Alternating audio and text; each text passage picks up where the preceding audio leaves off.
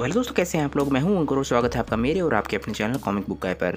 दोस्तों, आज हम ब्रोली वर्सेस जिरेन की मांगा को कंटिन्यू करने जा रहे हैं। लास्ट पार्ट में हम देख चुके हैं कि जिरेन और ब्रोली अपनी असली ताकत दिखाना शुरू कर रहे हैं, पर टूर्नामेंट का टाइम बहुत ज़्यादा लिमिटेड है। तो देखना यह है कि दोनों में से कौन जीत पाएगा। अगर आपको ये मांगा पसंद आ रही है तो इसके क्रिएटर को भी ज़रूर सपोर्ट दिखाइएगा। इस कमाल की स्टोरी के क्रिएटर है मोंटी ब्लैक और उनसे जुड़े लिंक मैंने नीचे डिस्क्रिप्शन में दे दिए हैं, तो जाइए और उन्हें अपना सपोर्ट दिखाइए। वीडियो शुरू करने से पहले दोस्तों, अगर आपको आज की वीडियो अच्छी लगे तो वीडियो को लाइक जरूर कीजिएगा और वीडियो को अपने दोस्तों के साथ शेयर भी जरूर कीजिएगा। जिन लोगों ने अभी तक चैनल को सब्सक्राइब नहीं किया है वो चैनल को सब्सक्राइब कर ले, क्योंकि चैनल पर लगातार वीडियोस आती रहती हैं। मैं चैनल पर और भी बहुत सारी फैन मंगास कवर कर चुका हूँ, तो आप चैनल की प्लेलिस्ट के टाइम जाकर अपनी फेवरेट फैन मंगा देख सकते हैं। वहाँ पर आपको सारी की सारी फैन मंगा सीक्वेंस मिल जाएंगी, तो जाइए और इन्जॉय कीजिए। जो लोग इंस्टाग्राम पे एक्टिव हैं वो मुझे इंस्टाग्राम पे ही फॉलो कर सकते हैं। वहाँ पर भी मैं काफ़ी एक्टिव रहता हूँ और काफ़ी स्टोरी और पोस्ट डालता रहता हूँ, तो वहाँ पर भी मुझसे कनेक्ट जरूर कीजिएगा। तो चलिए दोस्तों, अब ज़्यादा देर न करते हुए अपनी वीडियो पर आते हैं। ब्रोली अपनी सारी ताकत को अनलीश कर चुका होता है और जिरेन भी उसकी तरफ अपनी फुल पावर में बढ़ रहा होता है। जिरेन बोलता है कि तुम्हारी ताकत भले ही बढ़ गई हो, पर इसका ज़्यादा घमंड मत करना। इसके बाद जिरेन और ब्रोली एक दूसरे को पंच मारने वाले होते हैं। जैसे ही दोनों के पंच आपस में टकराते हैं, एक बहुत ही बड़ा ब्लास्ट होता है। ये ब्लास्ट इतना बड़ा होता है कि पूरा का पूरा डायमेंशन टूट जाता है। इस ब्लास्ट के अंदर से इतनी एनर्जी निकली होती है कि हर जगह रोशनी ही रोशनी हो चुकी होती है। ये एनर्जी का ब्लास्ट इतना खतरनाक होता है कि ग्रैंड फिस्ट और एंजल्स मिलकर अपने पोडियम्स की रक्षा करते हैं, जिसमें दोनों ज़ैनोस और गॉड ऑफ डिस्ट्रक्शन भी होते हैं। इस अटैक का फोर्स गोकू तक भी पहुंचता है और गोकू अपनी बेस फॉर्म में था। वो बोलता है कि ये एनर्जी तो कमाल की है, पता नहीं मेरी बॉडी इस अटैक को झेल भी पाएगी या नहीं। तभी वो एकदम से खुद को बचाने के लिए सुपर सैयन ब्लू में ट्रांसफॉर्म हो जाता है और अपने हाथों को भी आगे कर लेता है ताकि वो एनर्जी ब्लास्ट से अपने आप को बचा सके। ब्रोली और जिरेन के अटैक्स टकराने की वजह से इतनी एनर्जी निकली होती है जैसे किसी सूरज में से निकलती है, और जैसे ही वो एनर्जी शांत होती है हर जगह अंधेरा छा जाता है और उनका स्टेज भी गायब हो चुका होता है। जैसे ही जिरेन और ब्रोली के अटैक्स का असर खत्म होता है, गोकू देखता है कि क्या चल रहा है और उसे अपनी आंखों पर विश्वास नहीं होता। वो बोलता है कि स्टेज तो पूरी तरीके से डिस्ट्रॉय हो चुका है। टूर्नामेंट का स्टेज ब्रोली और जिरेन के नॉर्मल अटैक्स को ही नहीं झेल पा रहा था और लास्ट अटैक के बाद वो स्टेज पूरी तरीके से चकनाचूर हो जाता है। इसके बाद गोकू अपनी बेस फॉर्म में आ जाता है और काफ़ी चिंता में लग रहा होता है। गोकू बोलता है कि मुझे जिरेन और ब्रोली के लिए काफ़ी चिंता हो रही है, मैं उनकी की को महसूस नहीं कर पा रहा हूँ। कहीं ऐसा तो नहीं है कि वो दोनों मारे गए। तभी गोकू के पीछे से आवाज़ आती है कि ऐसा होना बहुत ज़्यादा मुश्किल है, और गोकू मुड़ के देखता है। गोकू के पीछे जो पोडियम्स थे वो बिल्कुल सही सलामत होते हैं, क्योंकि उनकी रक्षा एंजल्स कर रहे थे। और तभी गोकू को पता चलता है कि वो बात वीस ने बोली थी। वीस बोलता है कि वो दोनों इस वक्त एक दूसरे डायमेंशन में लड़ रहे हैं। गोकू बिल्कुल हैरान रह जाता है, क्योंकि उसे समझ नहीं आता कि वीस का क्या मतलब है। चिल्लाए बोलते हैं कि ऐसा कैसे हो सकता है।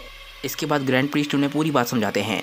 वो बोलते हैं कि उन दोनों की ताकत इतनी ज़्यादा बढ़ गई थी कि उन दोनों के अटैक्स टकराने की वजह से वर्ल्ड ऑफ वर्ड की बाउंड्रीज ही टूट गई, और इसी वजह से वो दोनों लड़ते लड़ते एक दूसरे डायमेंशन में पहुंच चुके हैं। दोनों ज़ैनोसामास भी ये बात सुन के काफ़ी हैरान होते हैं। एक ज़ैनोसामा बोलते हैं कि तो फिर हम वो फाइट कैसे देखेंगे। दूसरे ज़ैनोसामा बोलते हैं कि अभी तो फाइट में मज़ा आने लगा था, कितनी बुरी बात है। तभी ग्रैंड प्रीस्ट बोलते हैं कि चिंता मत कीजिए माय लॉर्ड, और इसके बाद वो अपने एक हाथ उठाते हैं।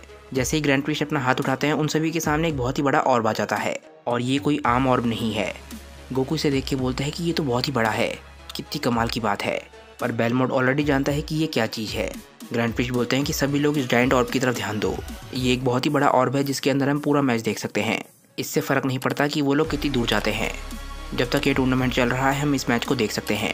इसके बाद हम एक बहुत ही दूर का डायमेंशन देखते हैं, और ग्रैंड प्रीस्ट बोलते हैं कि अब सिर्फ 95 टैक्स का टाइम रह गया है, समय अब उनके साथ नहीं है। 95 टैक्स का मतलब है करीब धरती के 45 मिनट्स। और इसके बाद हम फाइनली जिरेन को देखते हैं, जो बिल्कुल सही सलामत होता है।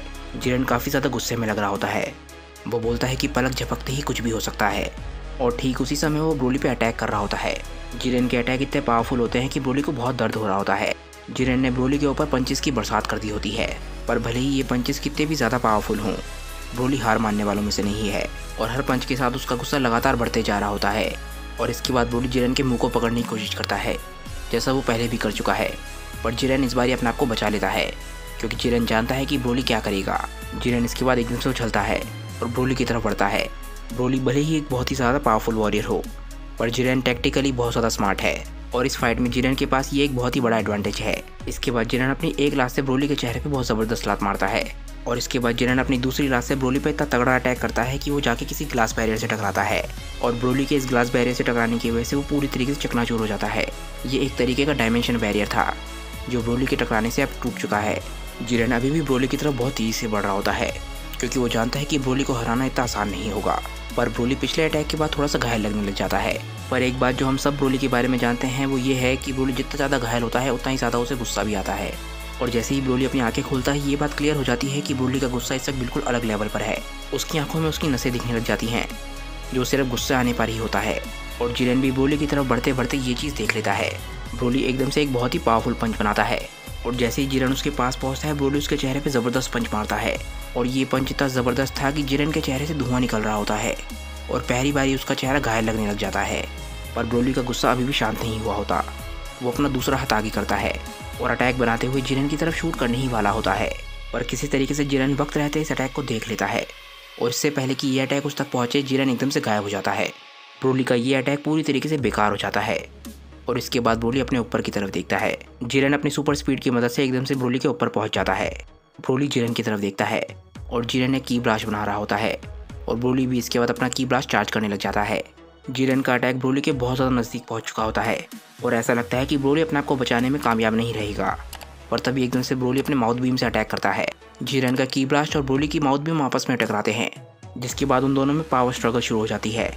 इस पॉइंट पर यह कहना कि कौन ज़्यादा ताकतवर है ये बहुत ज़्यादा मुश्किल है और एक बार फिर से उन दोनों के अटैक्स टकराने की वजह से डायमेंशन टूटने लग जाती है।